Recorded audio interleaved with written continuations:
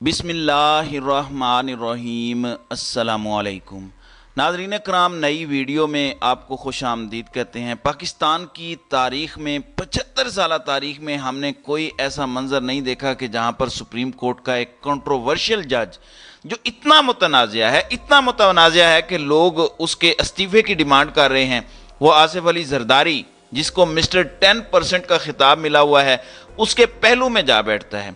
फिर उस पार्लियामेंट के अंदर जितने लोग बैठे हैं उनमें से 70% जमानतों पर हैं। उन चोरों के दरमियान सुप्रीम कोर्ट का एक जज, जिस पर इल्जामात हैं कि वो अपने ही चीफ जस्टिस को बाईपास कर रहा है, वो पार्लियामेंट के अंदर उनके साथ जा बैठता है। और आसिफ जरदारी जो तकरीर कर रहा है, आप सोचिए उस बंदे ने जो तकरीर की है, आज काजी फायज ईसा ने वहां पर जाकर खुल्लम खुल्ला पैगाम दे दिया है कि मैं कहां पर खड़ा हूं, मैं किन के साथ खड़ा हूं और मेरी एफिलिएशन किन के साथ हैं। ये काम तो इफ्तिखार चौधरी ने नहीं किया। आपको आइन की गोल्डन जुबली मनानी थी तो आप एक काम कीजिए, सुप्रीम कोर्ट में जाइए, वहां पर बैठकर आप तकरीर करें जहां पर आपका मनसब है। या अगर आपने आना ही है तो आप बाकी जजेस को भी लेकर आए ना पार्लियामेंट के अंदर, और चीफ जस्टिस ऑफ पाकिस्तान को भी लेकर आए, यहां पर बैठकर तकरीरें करें। काजी फायज ईसा ने आज वहां पर तकरीर की और खड़े होकर वो पूरे मजमे को बता रहे थे कि मैं क्या था, मैं क्या हूं या मैं फलां हूं। आपका काम क्या है कि आप पार्लियामेंट के अंदर आए, आपने एक क्लियर पैगाम दिया है। आप अंदाजा कीजिए कि लोग कैसे कैसे खुलकर सामने आते हैं। काजी फायज ईसा कहते हैं कि जिस स्पीकर ने मुझे इनवाइट किया, अगर स्पीकर ने आपको इनवाइट किया है तो उन्होंने क्या किसी और जज को इनवाइट नहीं किया? अच्छा है जो काजी फायज ईसा के साथ जजेस मौजूद थे, जो उनका साथ दे रहे थे, उनको भी क्लियर हो गया कि आप कहां पर खड़े हैं।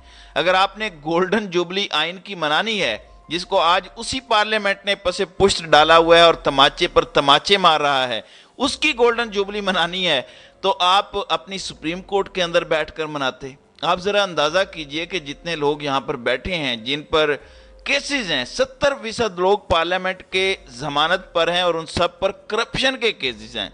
आसिफ जरदारी ने काम क्या किया?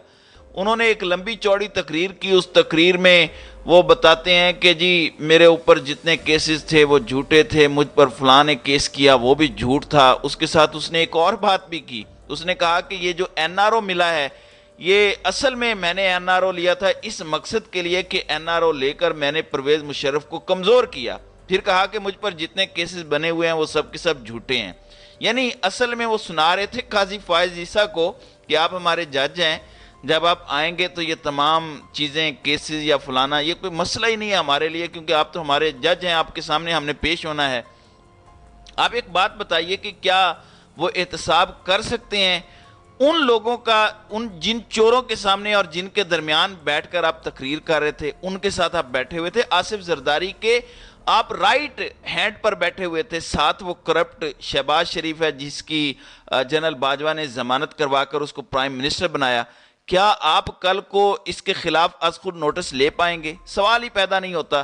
फिर काजी फायज साहब अपनी तकरीर में कहते हैं कि मैं जरदारी की बातों से इत्तेफाक नहीं करता, यहां पर सियासी बातें हो गई, शायद कल को आपका केस आ जाए। ये कहानियां बड़ी पीछे चली गई हैं, ये कौम को चूरन बेचना आप बंद कर दें।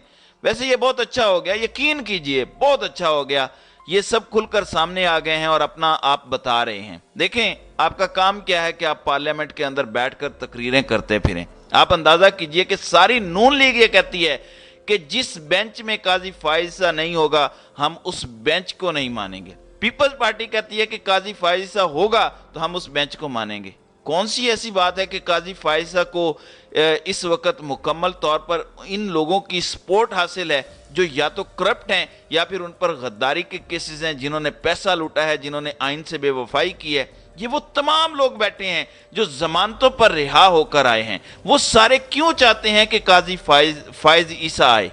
आप सोचें जरा कि इफ्तिखार चौधरी एक मजबूत तरीन जज, उन्होंने अपनी पूरी जिंदगी में ये वाला काम नहीं किया, वो इतने ताकतवर जज थे। आज काजी फायज ईसा ने आकर पैगाम दे दिया है कि अगर मुझे नहीं आने दिया जाता या मेरे खिलाफ रेफरेंस दायर होता है तो ये देखें मेरे साथ ये पूरा मजमा, ये टोला, ये करप्टों का, लुटेरों का, ये मुझे सपोर्ट करेगा।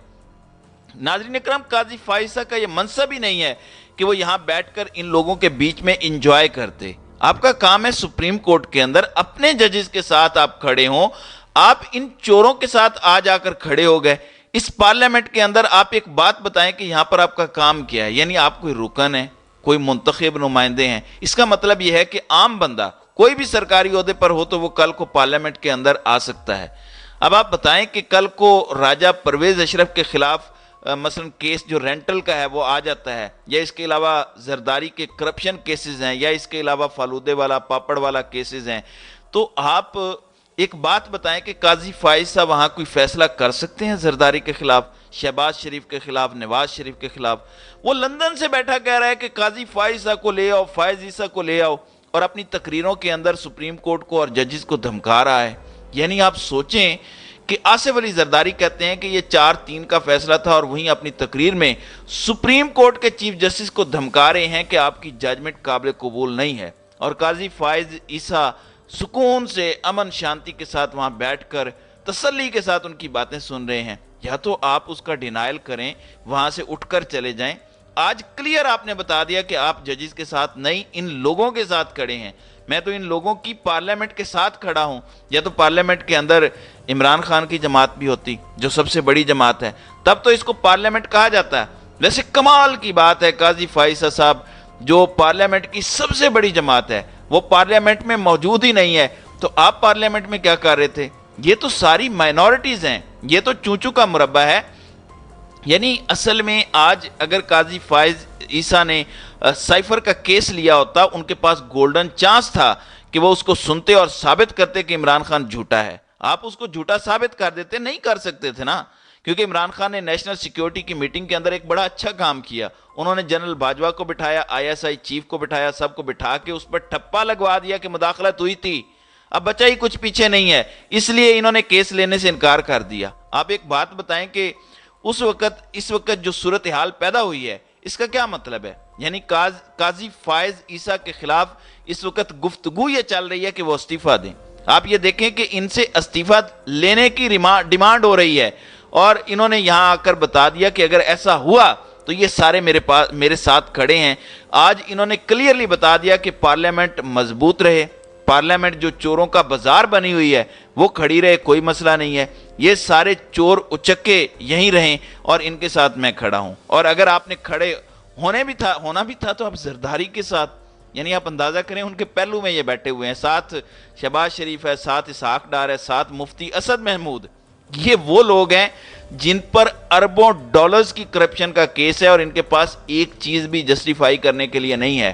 تو کل کو آپ سوچئے کہ انہوں نے کیا حال کرنا ہے. اب ایک بات بڑی کلیئر ہو گئی ہے کہ عمران خان کی حکومت آئے گی تو عمران خان کا ستیہ ناس ہوتا رہے گا. یعنی کبھی کوئی کیس اور کبھی کوئی کیس کھلتا رہے گا.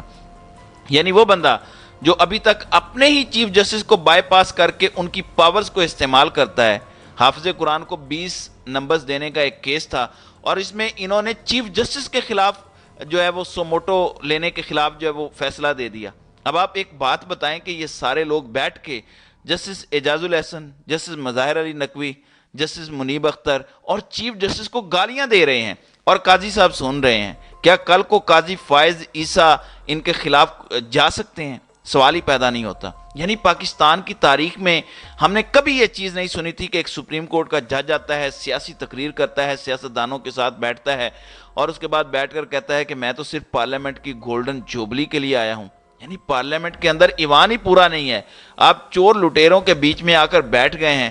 آج سے 75 سال پہلے جب آئین بنایا گیا تھا تب تو یہ سارے متفق تھے, اور آئین کی دھجیاں اڑانے والے یہ لوگ ہیں جو مانتے ہی نہیں ہیں. دیکھیں زرداری نے اپنی کرپشن پر جو ہے اپنا ایک وزیر اعظم تک قربان کر دیا. اس نے کہا تھا کہ میں قربان کر دوں گا, وہ راجہ پرویز اشرف کو بھی قربان کرنے کے لیے تیار بیٹھے تھے.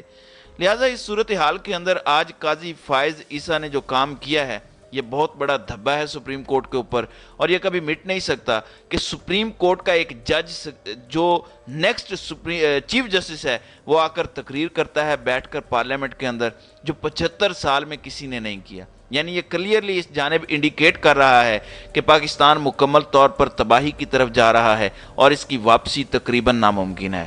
تو ناظرین کرام, آپ کی اس ویڈیو کے حوالے سے کیا رائے ہے؟ اب اپنی رائے کا اظہار کامنٹ سیکشن میں ضرور کیجیے گا.